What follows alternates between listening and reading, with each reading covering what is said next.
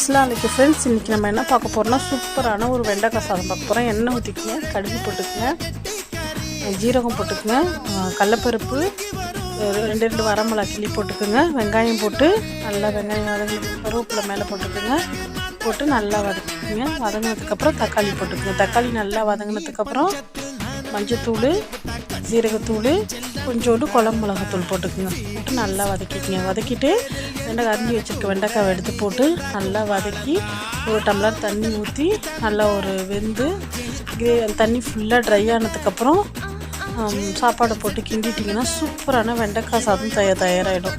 கண்டிப்பாக டக்குன்னு lunch box recipe இது. டக்குன்னு ட்ரை பண்ணுங்கள். சீக்கிரமாக ஏதாவது சாப்பாடு செய்யணும்னா இது கண்டிப்பாக ட்ரை பண்ணுங்கள் ஃப்ரெண்ட்ஸ். கண்டிப்பாக நம்ம சேனலை ஃபாலோ பண்ணிக்கிங்க.